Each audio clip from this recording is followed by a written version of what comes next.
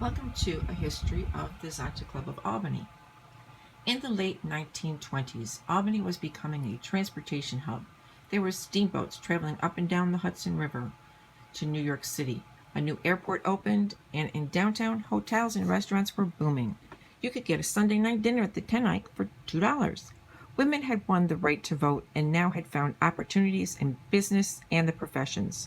These executive and professional women were looking for a way to provide community service similar to the Rotary Club.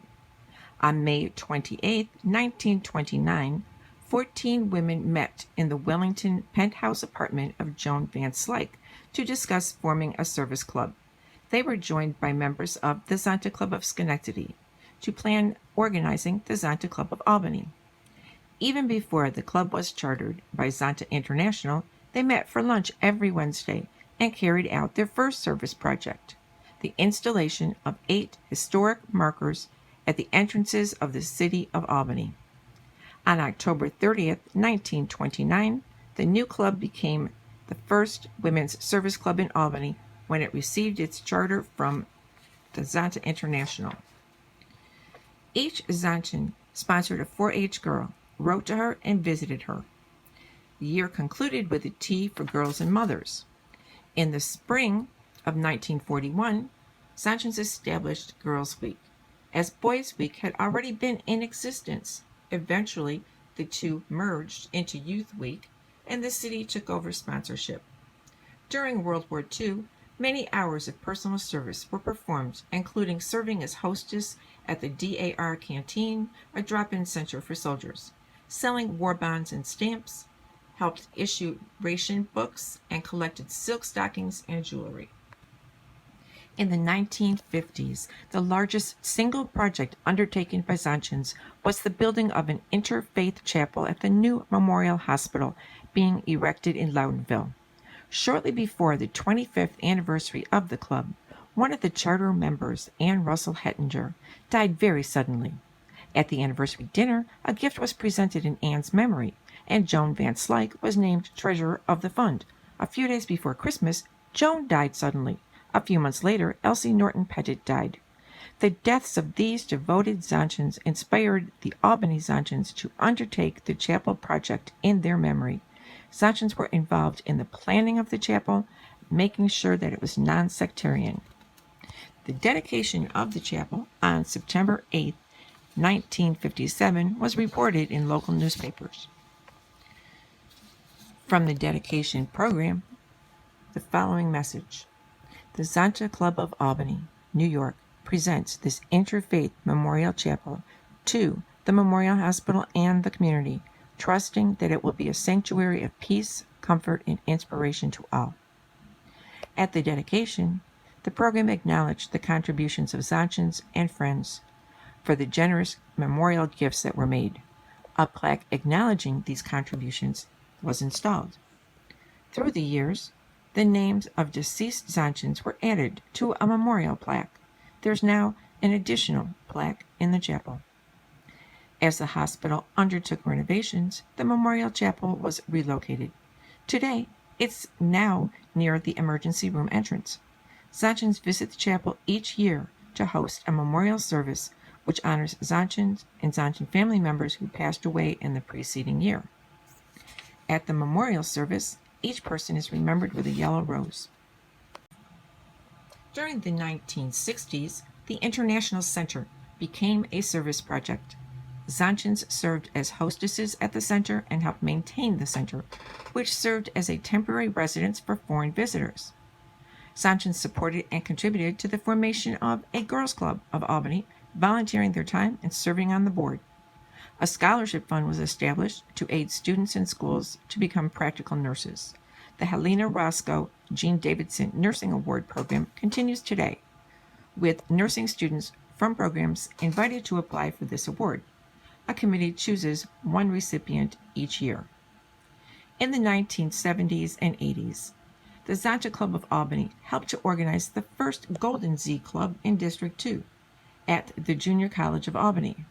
The club was also instrumental in the formation of Zonta clubs of Kingston, Montgomery Fulton, and Columbia Green.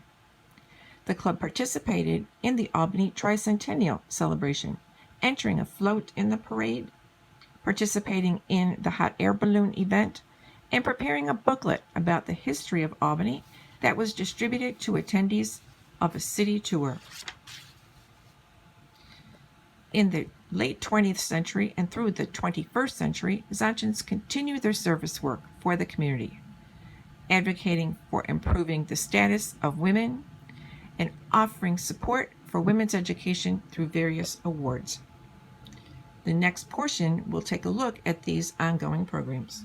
I'm going to say the Capital City Rescue Mission, when they opened up their new faith family service for women and children. And we had an opportunity when they purchased 3 apartment buildings in downtown Albany, and they renovated them into apartments for women. Some of us went down and kind of helped decorate the apartments and cleaned them up and did all of those kinds of things, and that was very rewarding. The Zonta Club of Albany provided funds for a purchase of a minivan for use with the Women and Children's program. Most recently, the Capital Rescue Mission has purchased a warehouse, which will in fact become the center for the Family and Children's Services program. All of the services provided will be now housed under one roof. We adopt a family at Christmas time, and that's so rewarding to see how happy those women are, and the children. It's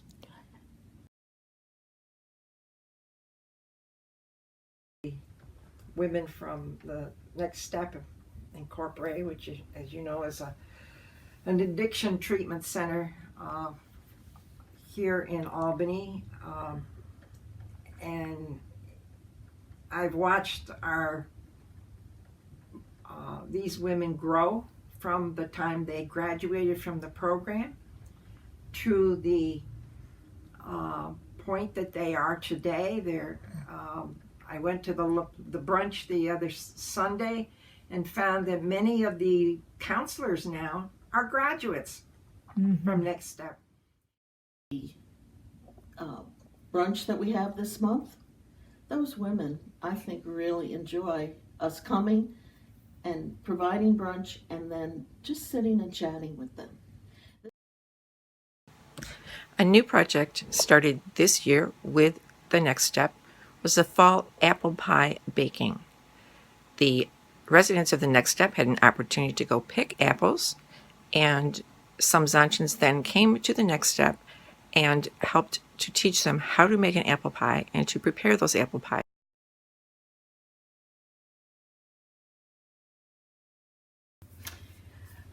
Dr. Bob was highlighted on a news feature. I think it was one of the Sunday night programs, but he also was in People magazine, and because he was local, we somehow contacted him. I don't really remember the direct contact that was made.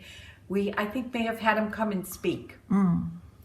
That may have been the first part, and he was really just starting in West Hill. They had purchased what used to be the Guardian Society home for women, and when he did make that purchase, and he lived in the community himself, he was out there. He was going to churches and schools and clubs trying to get support for his program, because anyone, whether they had insurance or not, was going to be treated. And so over the years, we've maintained that relationship because of the nature of healthcare. Our assistance there hasn't been something we can really do other than financial, quite honestly. The holiday project, I have to say, is a biggie.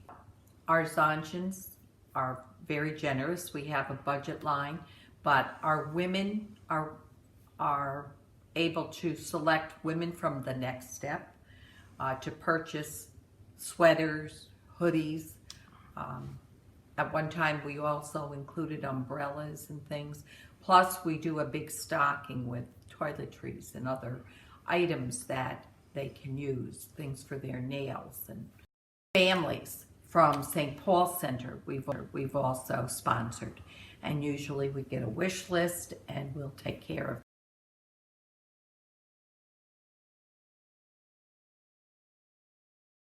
The Legal Project is a group in Albany that provides pro bono services to anyone in need of their services, primarily, I think, for abuse victims or domestic violence programs, but a lot of times housing and other things.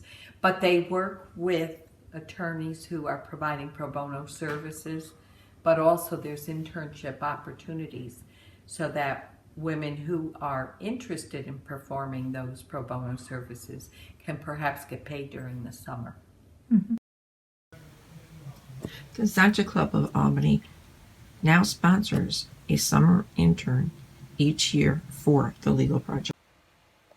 The Zonta Club of Albany presents several financial awards to students, including the Jean M. Kuhn Humanitarian Award for Outstanding Community Service, the Young Women in Public Affairs, the Jane M. Klausman Women in Business Award, and our club's own Helena Roscoe Francis Woodard Nursing Award.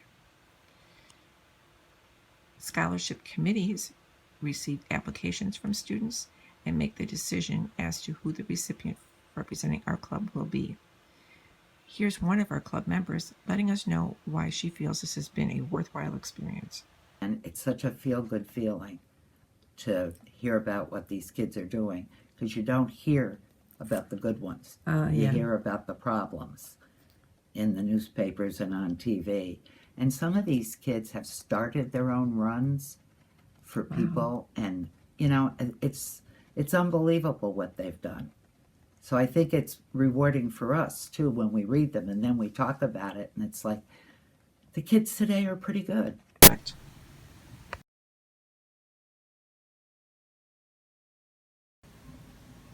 Each year, the Zonta Club of Albany participates in Zonta International's 16 Days of Advocacy. At our membership meeting, we wear orange, and a picture is taken and posted to our Facebook page. Members also have orange lights lit at their homes during those 16 days. This year, we used Facebook posts that were provided by Zonta. We also invested in a sign that appeared on the back of a CDTA bus for a month.